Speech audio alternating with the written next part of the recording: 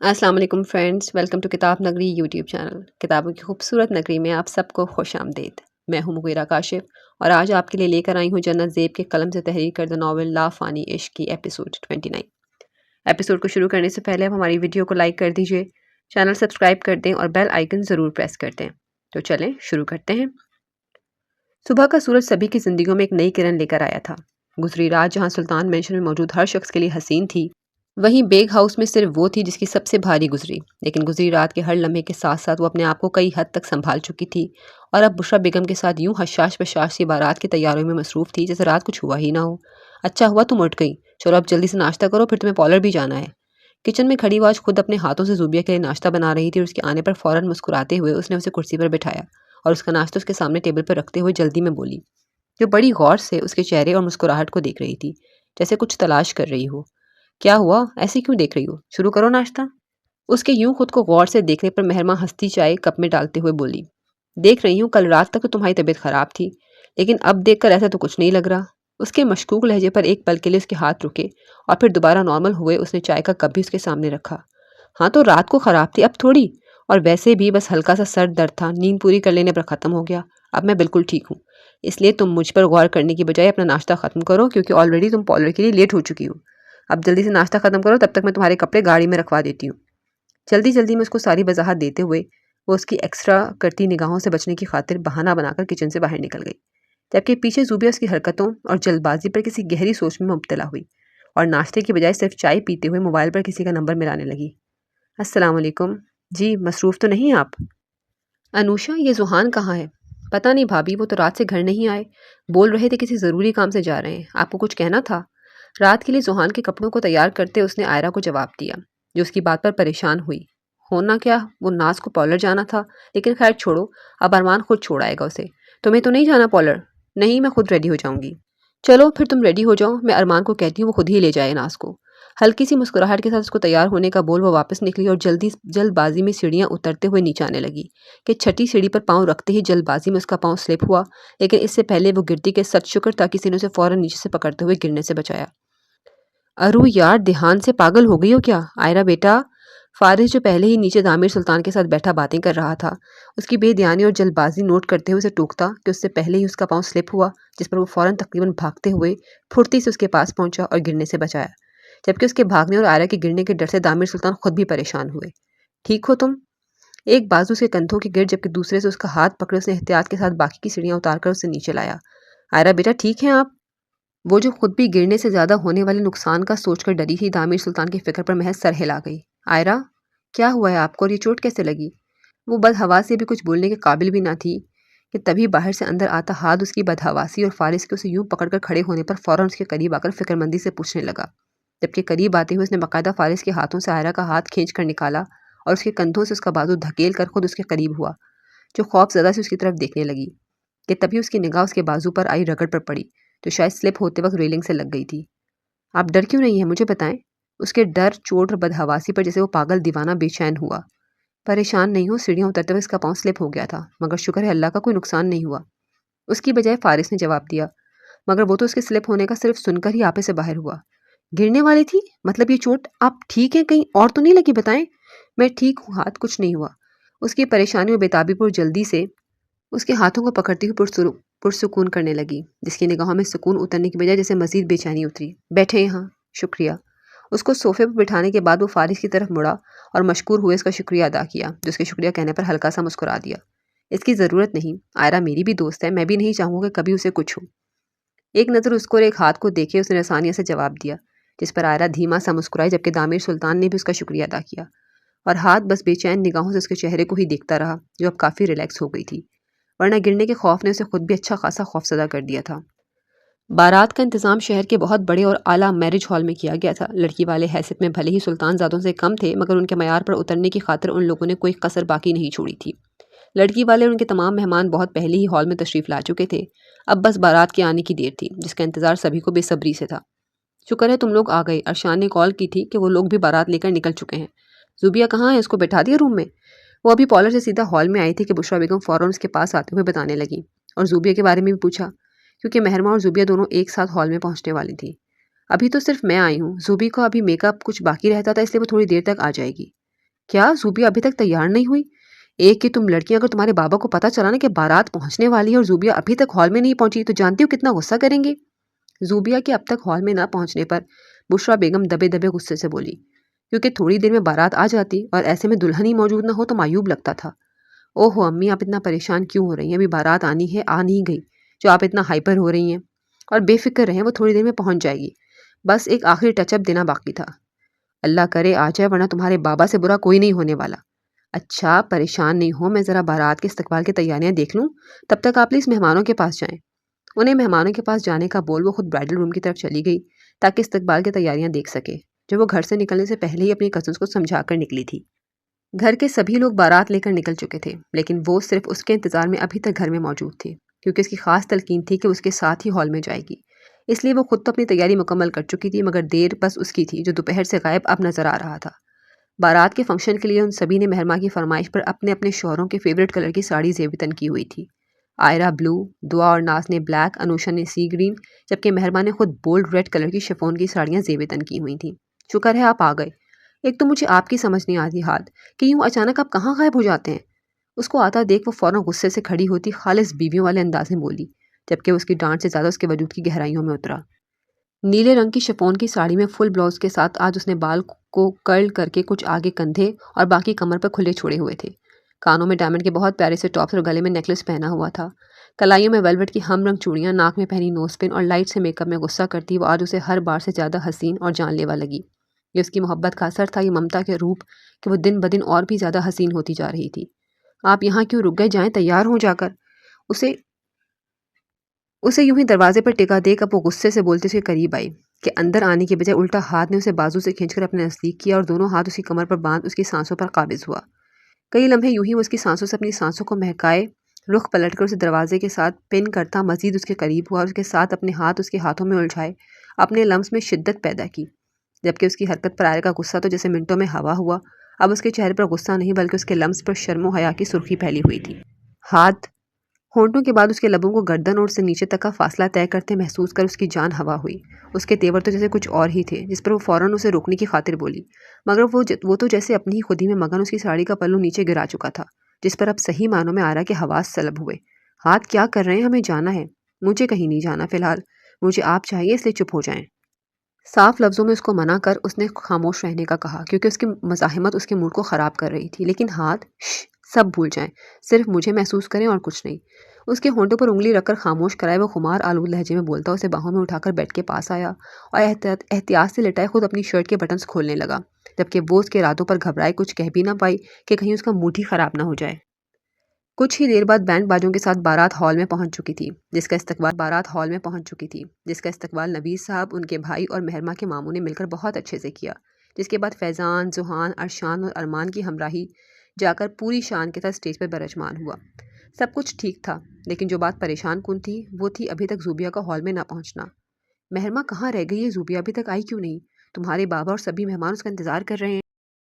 इस बार बुशरा बेगम कुछ गुस्से से बोली, क्योंकि अब तो बारात भी आ गई थी और निकाह ख्वाह निकाह का बोल रहे थे।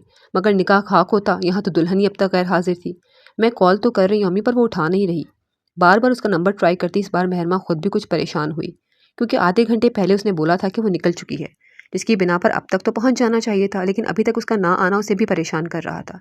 क्या हुआ आंटी? और मेहरू, तुम इतनी परेशान क्यों हो? सब ठीक है? उन दोनों की परेशानी नोट कर दुआ और अनुषा दोनों उनके पास आकर पूछने लगी, जिस पर बुशरा बेगम ने मेहरमा को गुस्से से घूरा। जूबिया अभी तक नहीं आई? क्या जूबिया अभी तक हॉल नहीं पहुंची? मेहरमा की बात पर अनुषा एकदम शौक में बोली, क्योंकि दुल्हन का अब तक गायब रहना हैरानकुन ही था। हाँ ना, आधे घंटे पहले वो कॉल करके कह रही थी कि निकल चुकी, मगर अभी तक नहीं पहुंची, पता नहीं कहाँ रह गई है। मुझे तुम दोनों से इस लापरवाही की उम्मीद नहीं थी मेहरमा। अब बताओ, तुम्हारे बाबा पूछेंगे तो मैं क्या जवाब दूंगी? बुशरा बेगम जूबिया को बुला ले, निकाह की रस्म शुरू करनी है। वो खड़ी अभी मेहरमा पर गुस्सा निकाल रही थी कि पीछे से नवीद साहब ने आकर जूबिया को लाने का कहा, जिस पर अब सही मायनों में उनके झुके छक्के छूटे। क्या हुआ, सब ठीक है? माँ बेटी के साथ साथ अनुषा और दुआ के परेशान चेहरों पर वो कुछ परेशान हुए। बाबा, वो जूबी अभी तक हॉल में नहीं पहुंची। डरते डरते उसने नवीद साहब को अभी तक उसके हाल में ना आने की खबर दी, जिसको सुनकर अब सच में नवीद साहब परेशान हुए। क्या मतलब नहीं आई? वो तो तुम्हारे साथ आने वाली थी ना? जी, पर उसकी तैयारी बाकी रहती थी, इसलिए उसने कहा मैं जाऊं, वो खुद आ जाएगी, मगर वो अभी तक नहीं पहुंची। इतनी बड़ी बात आप दोनों ने मुझे बताई क्यों नहीं? पॉलर कॉल करके पूछो कहाँ है वो। अपने चेहरे के तासुरात को कंट्रोल रखे वो कुछ दबे दबे गुस्से से बोले, जिस पर महरमा फ़ौरन डरते हुए पॉलर कॉल करने लगी। मगर वहाँ से मालूम हुआ कि वो कब की जा चुकी है। वो कह रहे हैं वो कब की जा चुकी। मोबाइल कान से हटाकर वो परेशान होते हुए बोली, क्या मतलब निकल गई है तो अभी तक आई क्यों नहीं? पॉलर और हॉल का रास्ता सिर्फ 10 मिनट का है। क्या हुआ, आप सब ऐसे क्यों खड़े हैं, सब ठीक है? इन सब की परेशानी को नोट करते हुए अरशान स्टेज से उतरकर उनके पास आए पूछने लगा कि उसके साथ ही सुहान भी उतर के उनके पास आया और उसके बाद दामिर सुल्तान भी। लेकिन जब उन्हें भी अभी तक ज़ूबिया के ना आने की खबर मिली तो वो भी परेशान हुए और इसी परेशानी को कम करने की खातिर दामिर सुल्तान ने सुहान को पॉलर जाकर देखने का कहा और ये भी कि रास्ता भी देख ले कि कहीं ट्रैफिक में ना फंस गई हो या कुछ और। यूं ही मेहमानों को ज़बरदस्ती मुस्कुराकर टालते हुए उन्हें मजीद आधा घंटा गुजर गया और इस आधे घंटे के इंतजार के बाद जुहान लौटा तो अकेला ही था। उसने आकर बताया कि वो सारा रास्ता अच्छे से देख कर आया है और पॉलर भी चेक किया मगर वो कहीं नहीं थी, जिस पर अब सही मायनों में सभी परेशान हुए, जबकि बुशरा बेगम का दिल तो किसी अनजाने खौफ के तहत ही धड़का कि कहीं उसे कुछ हो ना गया हो। क्या हुआ, नाराज़ हो गई हैं? दिल खोलकर अपनी मनमानियां पूरी करने के बाद वो निहायत मोहब्बत और पुरशौक निगाहों से उसके बाल की लट को उंगली में लपेटते हुए पूछने लगा, जो उसकी हरकत पर गुस्से से मुंह बनाए उसकी पनाहों में कैद थी। आपको इससे क्या? आप करें जो आपको करना है। गुस्से से बोलती उसने नाक फुलाया। वो तो मैं कर रहा हूँ। आंख दबाकर ढिठाई से जवाब दिया गया। आपको अंदाजा भी है हाथ के हॉल में सब हमारी गैर मौजूदगी पर क्या सोच रहे होंगे, लेकिन आप हैं कि। आज पहली बार वो उसकी कुर्बत के बाद गुस्सा दिखा रही थी, जो हाथ को अच्छा खासा चौंकाने का सबब बना। कोई क्या सोचता है मुझे सिर्फ बात से फ़र्क नहीं पड़ता। मुझे आप चाहिए थी तो मैंने वही किया जो मुझे बेहतर लगा। अब मूड ठीक करें, अपनी कुर्बत पर आपका यूँ खफा होना मुझे बिल्कुल कबूल नहीं। उसकी खुशबू से अपनी सांसों को महकाए उसने सख्त तंबीह करके अपने लब उसकी गर्दन पर रखे, जो दोबारा उसकी मनमानियाँ स्टार्ट होने पर उसके कंधे पर मुक्का मार गई। आपको पता है हाथ आप दिन ब दिन बिगड़ते जा रहे हैं। उसके हाथों को अपने पेट और कमर पर रेंगता महसूस करके वो उसकी तंबीह के बावजूद खफा लहजे में बोली, जो उसकी बात पर गहरा मुस्कुराया। कसूर मेरा नहीं बल्कि आपका है नूरे हाथ। आप दिन ब दिन इतनी जानलेवा मत साबित हो कि मुझे बिगड़ना पड़े। पुरशौक लहजे में कहता वो दोबारा अपनी मनमानियाँ शुरू कर चुका था, जिस पर वो बस खफा और गुस्सा दिखाती उसकी मनमानियाँ बर्दाश्त कर रही थी कि तभी उनके उन पुरखेज लम्हों में मोबाइल की चिंगार ने खलल पैदा किया, जिस पर आयरा ने तो शुक्र किया मगर हाथ का मूड सख्त बदमजा हुआ। गुस्से से मोबाइल को घूरता वो थोड़ा ऊपर उठा और साइड टेबल से मोबाइल उठाकर ब्लैंक नंबर देखा, जो दामिर सुल्तान का था, जिस पर नचार उसे कॉल उठानी पड़ी। मगर कॉल उठाने पर जो खबर उसे दूसरी तरफ से मिली उस पर यकलख्त उसके तासुरात बदले। आप परेशान नहीं हो, मैं आ रहा हूँ। क्या हुआ? उसके बदलते तासुरात वो भी अच्छे से नोट कर चुकी थी, इसलिए कॉल बंद होते ही फ़ौरन पूछने लगी, जो उसके ऊपर से हटकर नीचे गिरी अपनी शर्ट उठाकर पहनने लगा। ज़ूबिया लापता हो गई है। क्या? उसकी बात पर आयरा को शदीद झटका लगा। वो यकदम चौंकते हुए उठकर बैठी। उसको कुछ पता नहीं चल रहा। आप चेंज करें, हमें अभी हॉल चलना होगा। उसको चेंज करने का बोल वो खुद मोबाइल पर किसी को कॉल में लाने लगा, जबकि वो हैरान परेशान से कुछ और पूछने के काबिल न रही, इसलिए मज़ीद कुछ पूछने के बजाय उठी वॉशरूम में चेंज करने चली गई। मज़ीद 2 घंटे गुजर चुके थे। ज़ुहान, अरशान, अरमान, यहाँ तक कि नबीस साहब ने भी सभी सोर्सेज़ के ज़रिए उसके बारे में पता लगवाने की कोशिश की, लेकिन वो कहाँ थी, क्या हुआ था, किसी को कुछ मालूम ना हुआ।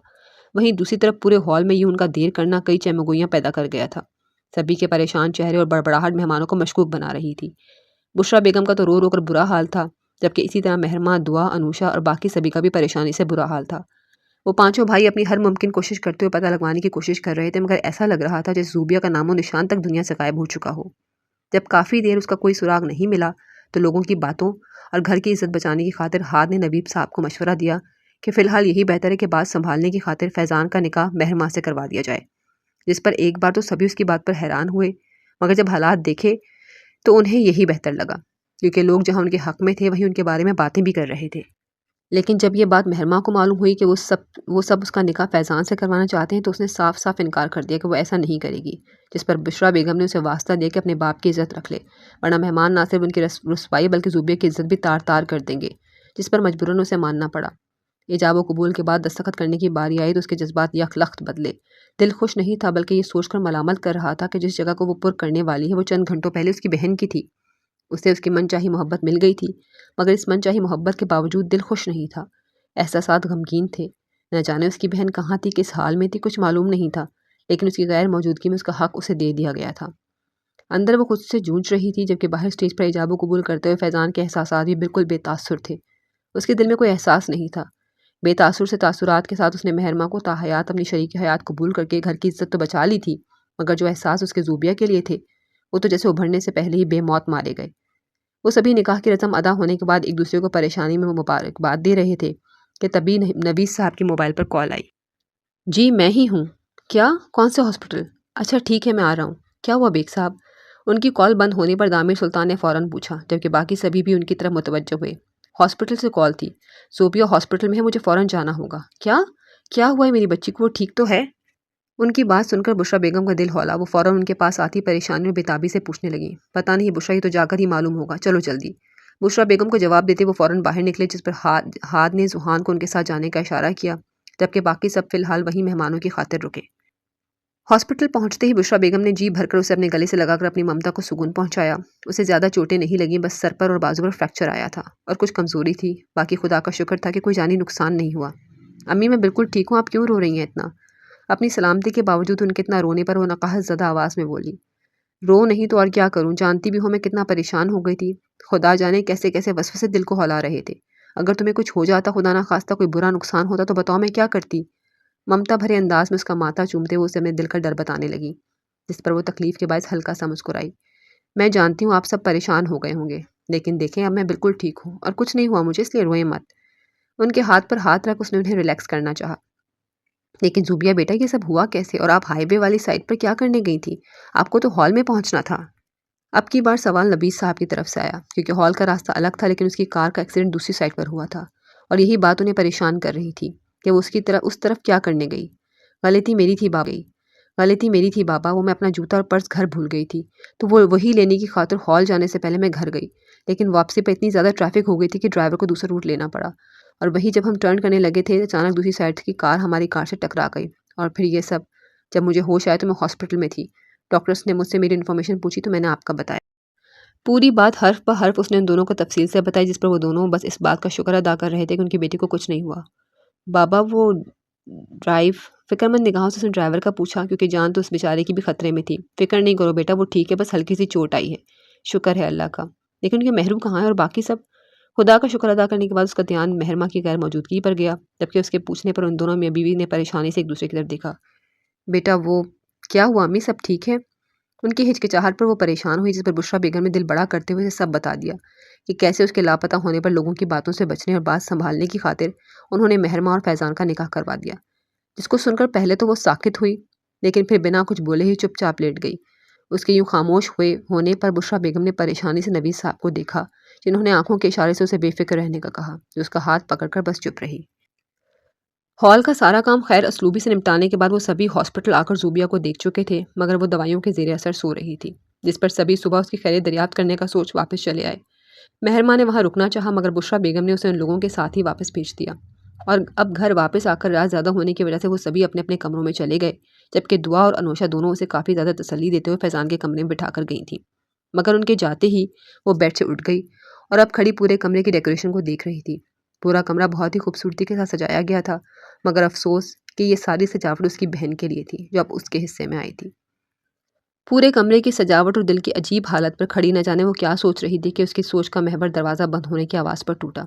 उसने निगाहें दरवाजे की तरफ उठाई, जहाँ वो शेरवानी बाजू पर लटकाए रफ से हुलिये में खुद भी उसको देख कर रुका, लेकिन फिर बिना कुछ कहे आगे आया और शेरवानी सोफे पर फेंक अलमारी से अपने कपड़े लेकर वॉशरूम में चला गया। उसको देख एक पल के लिए महरमा की धड़कन तेज़ हुई, बिल्कुल वैसे ही जैसे कई बार उसका ख्याल आने पर तेज़ होती थी, लेकिन फिर उसकी बेइतनाई पर दिल बुझ सा गया।